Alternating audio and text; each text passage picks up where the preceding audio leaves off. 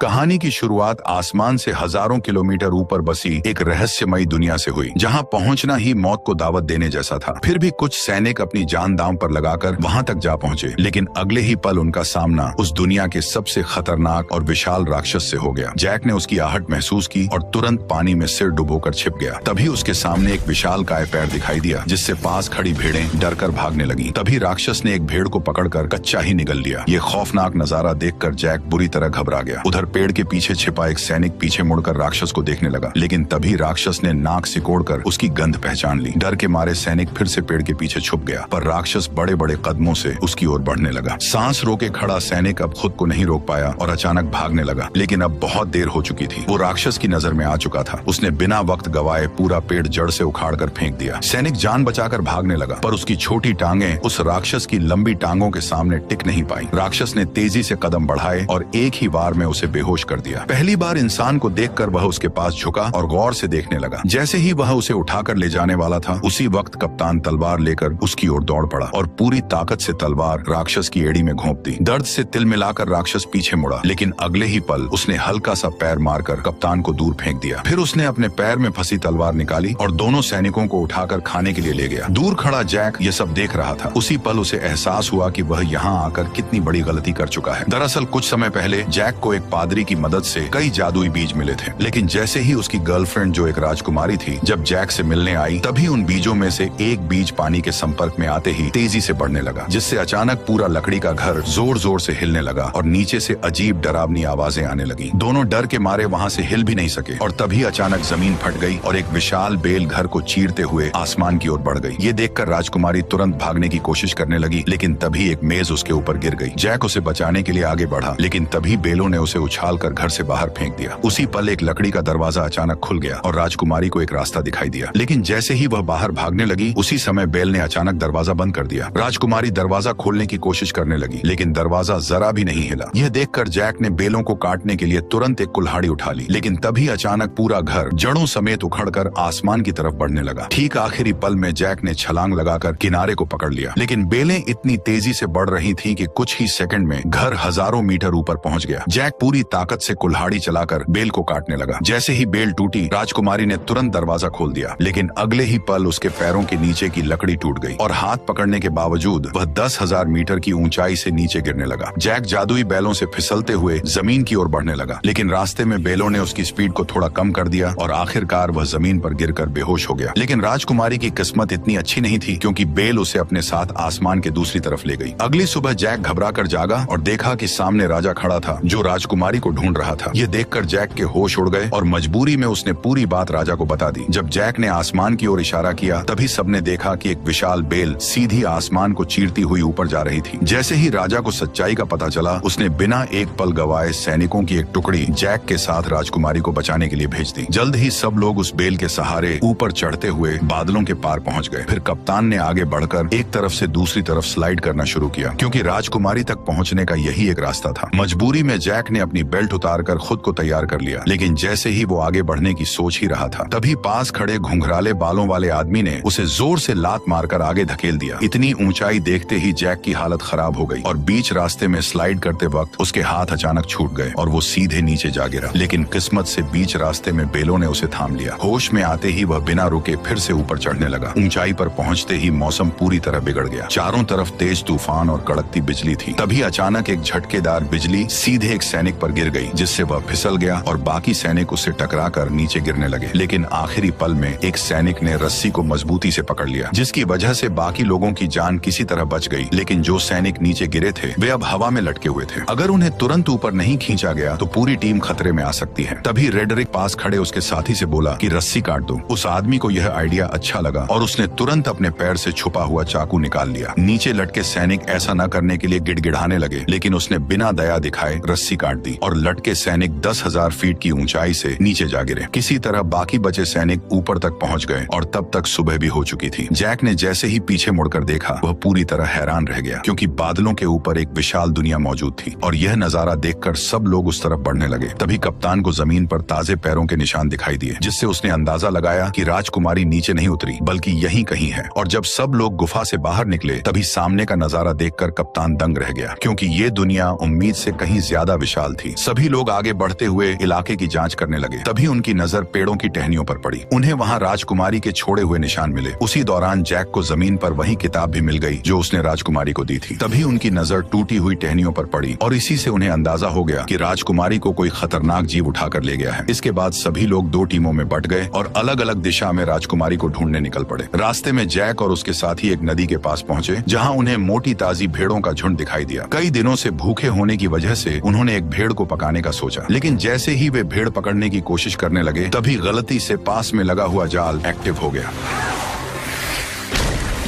Jack ने तुरंत अपना चाकू निकाला और पूरी ताकत से जाल काटने लगा। उधर कप्तान भी रस्सी काटने की कोशिश कर रहा था, लेकिन तभी उसकी नजर एक अजीब चीज पर पड़ी। पास के सारे कौवे अचानक घबराकर उड़ गए और सारी भेड़ें भी एक साथ दूसरी दिशा में भागने लगी। कप्तान को कुछ शक हुआ, पर वो फिर भी रस्सी काटता रहा और जैसे तैसे वे दोनों जाल से निकल आए। लेकिन तभी जंगल से डरावनी आवाज गूंज उठी और उसी पल एक विशालकाय दानव उनके सामने आया और दोनों सैनिकों को पकड़कर अपने साथ ले गया। जैक चुपचाप दानव के पीछे पीछे चलने लगा ताकि सही मौका मिलते ही वो साथियों के साथ राजकुमारी को भी बचा सके। दूसरी तरफ रेडरिक दोनों सैनिकों के साथ एक चट्टान के किनारे पर पहुंच गया। गंजे आदमी को लगा कि इस तरह ढूंढते रहना बेकार है और वह कोई दूसरा रास्ता खोजने के लिए आगे बढ़ने लगा। लेकिन तभी रेडरिक ने अपनी चाल चल दी। अरे देखो, वो रही इज़ाबेल। जैसे ही गंजा आदमी वापस मुड़कर चट्टान के पास आया तभी रेडरिक ने मौके का फायदा उठाकर उसे सीधे गहरी खाई में धक्का दे दिया।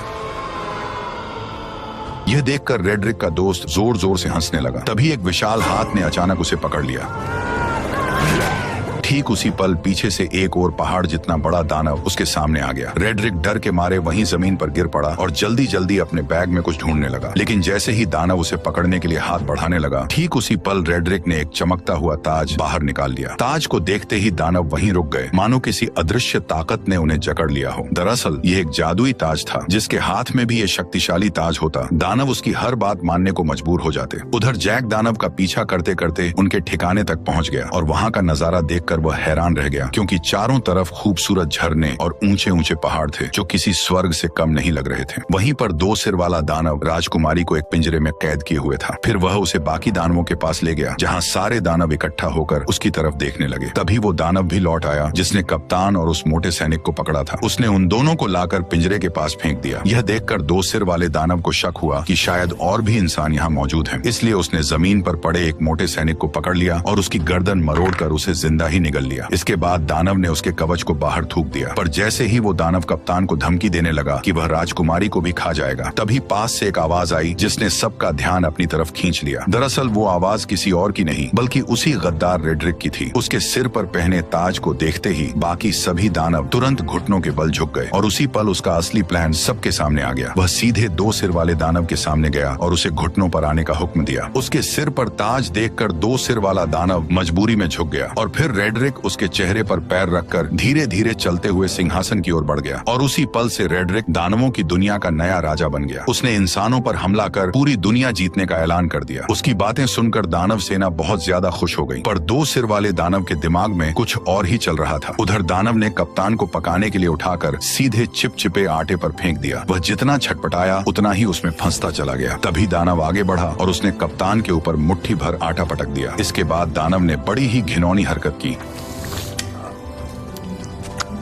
दानव ने कप्तान को मोड़कर एक तरफ रख दिया। तैयारी के बाद केवल सब्जियां डालना बाकी था। जैसे ही वह सब्जियां लेने गया उसी समय जैक चुपके से वहां आ पहुंचा। जैक को देखकर राजकुमारी बेहद खुश हो गई, लेकिन उसने तुरंत उसे इशारे से चुप रहने को कहा। उधर दानव अब भी उलझा हुआ था और इसी बीच जैक धीरे धीरे राजकुमारी के पास पहुंच गया। उसने पिंजरे का लॉक खोलने की कोशिश की, लेकिन यह उसके बस की बात नहीं थी। तब राजकुमारी ने उसे पहले कप्तान को बचाने के लिए कहा, जिसे दानव ने सुअरों के साथ लाइन में रखा था। जैक तुरंत उसके पास पहुंचा और चाकू निकालकर उसे उस चिपचिपे आटे से अलग करने लगा। उसी समय दानव मसाला लेकर वापस आने लगा। ये देखकर जैक ने जल्दी से चाकू कप्तान को पकड़ा दिया और खुद छिप गया। खुशकिस्मती से दानव को कुछ भी शक नहीं हुआ। उसने कुछ नुकीली लकड़ियां उठाई और कप्तान की आंखों के सामने पास पड़ी सुअर में घुसा दी। जो सुअर अभी तक चिल्ला रही थी वह तुरंत शांत हो गई। अब अगला नंबर कप्तान का था। दानव ने बिना दया दिखाए वार किया, लेकिन वह थोड़ा सा चूक गया, वरना कप्तान की आने वाली पीढ़ी का नामो निशान मिट जाता। ये देखकर कप्तान डर के मारे बेहोश हो गया। फिर दानव ने उन सभी को उठाकर पास जल रहे भट्ठे में रख दिया। अब उन्हें बचाने बचाने वाला एकमात्र जैक ही था। इस समय जैक लोहे की रिंग के ऊपर पहुंच चुका था और दानव को उसकी भनक तक नहीं थी। तभी दानव ने एक तेज धार वाला चाकू उठाया और सीधे राजकुमारी की ओर बढ़ गया। उसने बिना देर किए हाथ अंदर डालकर राजकुमारी को बाहर निकाल लिया और टेबल पर रखकर उसे काटने की तैयारी करने लगा। लेकिन तभी जैक ने चुपके से पास रखा एक भारी चाकू उठा लिया। बेखबर दानव राजकुमारी पर वार करने ही वाला था, तभी जैक ने छुरी सीधी उसकी रीढ़ में घोंप दी। दर्द से दानव जोर जोर से चिल्लाने लगा, लेकिन जैक छुरी को मजबूती से पकड़े रहा। तभी दानव बेकाबू होकर दीवार से जा टकराया और वहीं मारा गया। यह देखकर राजकुमारी और कप्तान दोनों हैरान रह गए। इसके बाद वे तीनों तुरंत उस जादुई बेल के पास पहुंच गए, लेकिन वहां पहले से ही एक दानव पहरा दे रहा था जिसे रेड्रिक ने भेजा था। तभी जैक के दिमाग में एक अजीब आइडिया आया। वो एक मधुमक्खियों का छत्ता लेकर कप्तान के साथ धीरे धीरे उस दानव के पास पहुंच गया। फिर कप्तान ने दानव का हेलमेट उठाया और जैक ने छत्ता उसके अंदर पटक दिया। दानव अभी भी बेफिक्र सो रहा था और उसे जरा भी अंदाजा नहीं था कि उसके साथ क्या होने वाला है। जैसे ही जैक ने छत्ता अंदर रखा, तभी कप्तान ने तुरंत हेलमेट बंद कर दिया और फिर दोनों तेजी से वहां से भागकर पास की चट्टान के पीछे छिप गए और इंतजार करने लगे। कुछ ही देर में दानव मधुमक्खियों के डंक से तड़प कर उठ खड़ा हुआ और दर्द से छटपटाते हुए अपने शरीर को झटकने लगा। लेकिन जितना ज्यादा वह तड़प रहा था, मधुमक्खियां उतनी ही ज्यादा उस पर हमला कर रही थीं। घबराकर दानव वहां से भागने लगा, लेकिन फिसलकर पत्थरों से टकरा गया और फिर वह लुढ़कता हुआ चट्टान के किनारे तक पहुंच गया। ऐसा लग रहा था कि अब वह गिरने ही वाला है। तभी अचानक उसने अपना हेलमेट उतार दिया। यह देखकर तीनों एक पल के लिए चौंक गए, लेकिन तभी एक मधुमक्खी सीधे उसकी तरफ उड़ती हुई आई और अगले ही पल उसने दानव को जोर से डंक मार दिया, जिससे वह कंट्रोल खो बैठा और सीधे नीचे जा गिरा। यह देखकर तीनों लोग खुशी से झूम उठे। उन्हें यकीन नहीं हो रहा था कि उन्होंने इतनी आसानी से इतने बड़े दानव को हरा दिया। इसके बाद तीनों ने तुरंत वहां से निकलने का फैसला किया, लेकिन अचानक कप्तान रुक गया। उसने बताया कि उसे रेड्रिक से ताज छीनने के लिए यही रुकना पड़ेगा। इसलिए जैक उसे चाकू थमाकर राजकुमारी के साथ नीचे उतरने लगा। उसी समय दानव बैलों से टकराते हुए आखिरकार नीचे आ गिरा। तेज आवाज सुनकर राजा तुरंत अपने टेंट से बाहर आया और इस खतरनाक दानव को देखकर घबरा गया। अचानक गांव के लोग भी वहां इकट्ठा हो गए। तभी राजा ने ना चाहते हुए प्रजा की भलाई और दानवों को यहाँ आने से रोकने के लिए एक बड़ा फैसला लिया। उसने तुरंत जनरल को बेल काट डालने का आदेश दे दिया। सैनिकों ने विशाल लोहे की कीलें उस बड़ी बेल में ठोक दी, फिर उन पर मजबूत हुक लगा दिए और कुछ बैलों और घोड़ों की मदद से उसे खींचना शुरू कर दिया। धीरे धीरे वह विशाल बेल जड़ों समेत हिलने लगी, लेकिन इससे पास खड़े सैनिक अचानक खतरे में आ गए। तभी अचानक बीच वाली मोटी बेल भी टूटने लगी। ऊपर खड़े सैनिक नीचे गिरने लगे, जिससे चारों तरफ अफरा तफरी मच गई। उधर जैक और राजकुमारी बेल के सहारे नीचे उतर रहे थे, लेकिन जैसे ही उन्होंने नीचे नजर डाली तो वे डर के मारे घबरा गए, क्योंकि बेल बेकाबू हो चुकी थी और किसी भी पल गिर सकती थी। उसी समय जैक ने मौका देखकर राजकुमारी को कसकर पकड़ा और तेजी से एक लटकती डाल को थाम लिया। दोनों हवा में झूलते हुए तेजी से नीचे की ओर बढ़ने लगे। आखिरकार जब वे नीचे गिरे तो घास के ढेर ने उनकी रफ्तार कम कर दी और इस तरह दोनों सही सलामत जमीन पर पहुंच गए। ठीक उसी पल रेड्रिक ने सभी दानवों को इकट्ठा कर इंसानों पर हमला करने की तैयारी की। तभी दो सिर वाले दानव को इंसान का आभास हुआ, जिससे कप्तान छिप गया। तभी रेड्रिक ने आगे बढ़ते हुए बैल उगाने वाले जादुई बीज निकाले, लेकिन तभी अचानक कप्तान उस पर टूट पड़ा, जिससे जादुई बीज चट्टान पर ही छूट गए और रेड्रिक सीधे नीचे गड्ढे में जा गिरा। रेड्रिक डर के मारे दानवों को पुकारने लगा, जबकि कप्तान उसके सामने लड़ने के लिए तैयार खड़ा हो गया। तभी दो सिर वाले दानव ने बाकी दानवों को उसे बाहर निकालने का आदेश दिया। दानव चट्टानों को तोड़ने लगे और नीचे कप्तान और रेड्रिक के बीच लड़ाई शुरू हो गई। रेड्रिक ने अपनी लंबी तलवार के सहारे कप्तान को गिरा दिया और उसका हथियार दूर जा गिरा। इसके बाद उसने मौका पाकर लगातार हमले शुरू कर दिए, लेकिन कप्तान ने किसी तरह उसका वार रोक लिया और दोनों के बीच ताकत की लड़ाई शुरू हो गई। जल्द ही कप्तान कमजोर पड़ने लगा और रेड्रिक ने उसे पानी में डुबो दिया। तभी अचानक उसकी नजर उस चाकू पर पड़ी जो उसकी तरफ बहकर आ रहा था। कप्तान ने सही मौके पर उसे दांतों से पकड़ लिया और तुरंत रेड्रिक के चेहरे पर वार कर दिया। अचानक हुए हमले से रेड्रिक का गुस्सा फूट पड़ा। उसने अपने हथियार के दम पर कप्तान को पीछे धकेल दिया। कप्तान मजबूर होकर पीछे हटता गया और आखिरकार किनारे तक पहुंच गया। तभी रेड्रिक ने उसे एक जोरदार लात मारकर नीचे गिरा दिया, लेकिन कप्तान ने किसी तरह चट्टानों को पकड़ लिया। रेड्रिक तलवार को उसके हाथों में चुभोने लगा ताकि वह खुद नीचे गिर जाए, लेकिन उसने कप्तान की ताकत को कम आंका था। जैसे ही वह फिर से हमला करने लगा, कप्तान ने उसी के हथियार को पकड़कर उसी की टांग में घोंप दिया। दर्द से रेड्रिक जोर जोर से चिल्लाने लगा और इसी मौके का फायदा उठाकर कप्तान ने तलवार रेड्रिक के पेट में घोंप दी। अचानक हुए हमले की वजह से रेड्रिक ने वहीं दम तोड़ दिया। उसके मरते ही ताज की जादुई ताकत भी खत्म हो गई। कप्तान किसी तरह ऊपर चढ़ आया और ताज वापस लेने के लिए आगे बढ़ा, लेकिन तभी ऊपर की गुफा टूट गई और दो सिर वाला दानव उससे पहले ही ताज उठा ले गया। उसने ताज अपनी उंगली में पहन लिया और खुद को नया राजा घोषित कर दिया। ताज पहनते ही उसकी ताकत फिर से लौट आई। यह देखकर बाकी दानवों ने भी अपने घुटने टेक दिए। तभी कप्तान ने देखा कि धरती पर लौटती हुई वह एकमात्र बेल अब कभी भी टूटकर नीचे गिर सकती है, इसलिए उसने बिना देर किए सीधे बेल पर छलांग लगा दी। बेल तेजी से किले की ओर बढ़ने लगी। कप्तान ने सही समय समय का फायदा उठाया और छलांग लगाकर सीधे पानी में कूद गया। दो सिर वाले दानव ने जब देखा कि इंसानों की दुनिया तक जाने का रास्ता टूट चुका है तो वह गुस्से से गरज उठा। तभी अचानक छोटे सिर ने जमीन पर पड़े उस थैले की ओर इशारा किया जिसमें जादुई बीज भरे हुए थे। दो सिर वाले दानव ने उसे उठाया और अपने हाथ में खोल लिया। उसमें कुल 4 जादुई बीज थे। यह देखकर वह खुशी से झूम उठा। उसने तुरंत एक फूंक मारकर उन बीजों को पानी में फेंक दिया। जैसे ही बीज पानी से टकराए वे तुरंत उगने लगे और अगले ही पल जमीन को चीरती हुई 4 विशाल बेलें बाहर निकल आईं। इसके बाद दो सिर वाले दानव ने जोर से आदेश दिया और सभी दानव उस बेल पर चढ़कर इंसानों की दुनिया की ओर बढ़ने लगे। आखिरी पल में दो सिर वाला दानव भी छलांग लगाकर नीचे कूद पड़ा। वो बेलों के जरिए फिसलते हुए जमीन की ओर बढ़ने लगा। उसी समय जैक घोड़े को पानी पिला रहा था। तभी अचानक उसकी नजर आसमान की ओर गई। उसने देखा कि सभी दानव तेजी से नीचे की ओर बढ़ रहे हैं। बिना एक पल गवाए वह घोड़े पर सवार होकर राजा को चेतावनी देने निकल पड़ा। उधर राजा की सेना आराम से किले की ओर बढ़ रही थी। तभी जैक की नजर सेना पर पड़ गई। वो जोर जोर से चिल्लाने लगा कि दानव आ रहे हैं, लेकिन राजा को अब भी कुछ समझ नहीं आया। तभी पीछे के जंगल से अचानक कई दानव निकल आए और जहाँ जहाँ वे जा रहे थे वहाँ सब कुछ तहस नहस कर रहे थे। कोई भी उन्हें रोक नहीं पा रहा था। जल्द ही दानव सेना पास आ गई और उन्होंने एक सैनिक को पकड़कर जिंदा निगल लिया। घोड़े पर सवार लोग भी उनकी रफ्तार से नहीं बच पाए। इस वक्त इंसान उनके सामने बिल्कुल बेबस थे। तभी एक गोल चेहरे वाले दानव ने पास की पवन चक्की का पंखा तोड़कर राजकुमारी की तरफ फेंक दिया, जो जमीन पर गिरते ही सब कुछ चकनाचूर कर गया और राजा का ताज भी गिर पड़ा। उधर किले पर तैनात सैनिकों ने राजा की सेना को आते देखा और उन्होंने तुरंत अंदर युद्ध की तैयारी की खबर भेज दी। कप्तान ने तुरंत सभी सैनिकों की मदद से खाई में तेल डलवा दिया ताकि दुश्मनों को रोका जा सके। जैसे ही राजा की सेना किले के पास पहुंची, उसने तीर चलाने का आदेश दे दिया और देखते ही देखते सैकड़ों जलते हुए तीर दुश्मनों की ओर छोड़ दिए गए। जैसे ही ये तीर तेल से टकराए, चारों तरफ आग भड़क उठी और इसी बीच राजा की सेना सुरक्षित किले के अंदर पहुंच गई। राजकुमारी को सही सलामत देखकर कप्तान ने तुरंत किले के दरवाजे बंद करने का आदेश दिया, लेकिन उसी समय जैक अभी भी बाहर था और दानव उसके पीछे पड़े हुए थे। जैसे ही किले का दरवाजा बंद होने लगा, तभी जैक घबरा गया, लेकिन आखिरी पल में वह अपने घोड़े के साथ छलांग लगाकर अंदर घुस आया। हालांकि उसके पीछे पीछे दो सिर वाला दानव भी दरवाजे पर चढ़ आया, लेकिन तभी कप्तान ने उस पर हमला बोल दिया और वह सीधे आग की जलती लपटों में जा गिरा।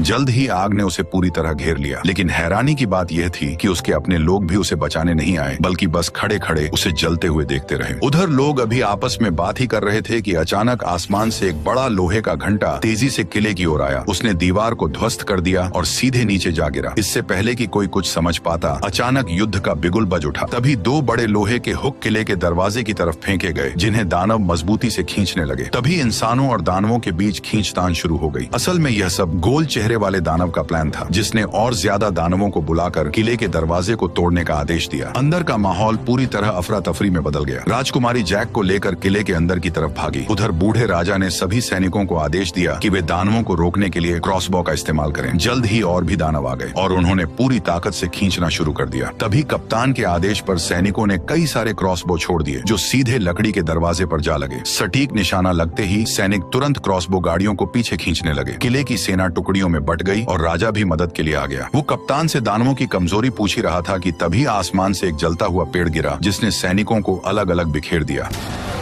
अगले ही पल कई सारे जलते हुए पेड़ सैनिकों के ऊपर गिरने लगे, जिससे उनकी पकड़ ढीली होने लगी। ऐसा लग रहा था जैसे दरवाजा जल्द ही टूट जाएगा। तभी राजकुमारी जैक को लेकर किले के अंदर पहुंची, लेकिन अचानक एक भारी दहाड़ और जमीन में उठती दरारों ने उनका ध्यान खींच लिया। डर के मारे दोनों पीछे हट गए और कुछ पत्थर ऊपर की ओर उड़ने लगे। नीचे से अचानक 2 विशाल हाथ बाहर निकले। ये वही 2 सिर वाला दानव था जो पहले आग में गिरने के बावजूद बच गया था, क्योंकि पानी के नीचे होने की वजह से आग उसका कुछ नहीं बिगाड़ पाई और वह सीवर के रास्ते से चुपचाप किले के अंदर तक घुस आया। अचानक उसे राजकुमारी की शाही गंध महसूस हुई। जैक ने डरते हुए कंबल खोला और देखा कि दानव की अभी तक उन पर नजर नहीं पड़ी है, लेकिन तभी गुस्से में दानव ने पास रखा शीशा तोड़ दिया। घबराहट में कंबल में छिपे दोनों लोग कांपने लगे, लेकिन दानव ने सीधे ऊपर से उन्हें देख लिया। जैक पूरी ताकत लगाकर तुरंत राजकुमारी को पकड़कर भागा, लेकिन दानव लगातार उनका पीछा करने लगा। कोई रास्ता न होने की वजह से दोनों मजबूरी में दूसरी मंजिल की ओर भागे। वे कदमों को रोकने की हिम्मत भी नहीं कर रहे थे, लेकिन अचानक एक हाथ साइड से बाहर निकला और राजकुमारी को पकड़ लिया। जैक ने पास में रखी कुल्हाड़ी उठाई और बिना देर किए सीधे उस पर हमला कर दिया, लेकिन दानव ने दूसरे हाथ से उसे पकड़ लिया। छोटा सिर जैक जैक का मजाक उड़ाने लगा। तभी जैक ने गुस्से में सीधे कुल्हाड़ी मारकर उसका हेलमेट तोड़ दिया। गुस्से में दानव ने अपना बड़ा मुंह खोल लिया। तभी जैक ने लॉकेट में छिपा हुआ जादुई बीज निकाला और सीधे उसके मुंह में फेंक दिया। जादुई बीज सीधे उसके पेट में चला गया, जिससे 2 सिर वाले दानव को अचानक कुछ गड़बड़ महसूस हुई और उसने तुरंत दोनों को जमीन पर पटक दिया। तभी अचानक एक बेल उसके शरीर से बाहर आई और दोनों डर के मारे पीछे हट गए। अचानक कई सारी बेलें पूरी रफ्तार से उसके शरीर को चीरते हुए बाहर निकल आई, जिससे हॉल पूरी तरह से तबाह हो गया। अचानक राजा का मुकुट पहना हुआ हाथ भी जैक के पास गिर गया। उधर बाहरी सैनिक अभी भी दानवों को रोकने में लगे हुए थे, लेकिन गोल मुंह वाले दानव की एक आवाज पर सभी दानव धीरे धीरे पीछे बढ़े और सैनिकों को एक एक कर गिराते चले गए। किले का दरवाजा धीरे धीरे खुल गया। कप्तान ने तुरंत सैनिकों से लोहे का दरवाजा बंद करने को कहा। ठीक उसी पल गोल मुंह वाला दानव अपने साथियों के साथ धुंध से धीरे धीरे बाहर आया, लेकिन लोहे का दरवाजा उसे ज्यादा देर तक रोक नहीं पाया और उसने एक ही झटके में दरवाजे को तोड़ दिया। तभी वो दानव अपने साथियों के साथ किले के अंदर घुस गया। वहाँ खड़े टेस्टी सैनिकों को देखकर वे बेहद खुश हुए। दानव हमला करने ही वाले थे कि पीछे से अचानक आवाज आई और सभी दानवों का ध्यान उस आवाज पर चला गया। दानव ने भीड़ में ध्यान से देखा और अचानक उसने अपना हथियार छोड़ दिया। ये देखकर बाकी दानव भी हथियार छोड़कर सभी इंसानों के सामने घुटनों के बल बैठ गए। कप्तान यह नजारा देखकर चौंक गया। तभी अचानक जैक मुकुट लेकर आगे आया और उसने तुरंत सभी दानवों को वापस उनकी दुनिया में लौट जाने का हुक्म दे दिया।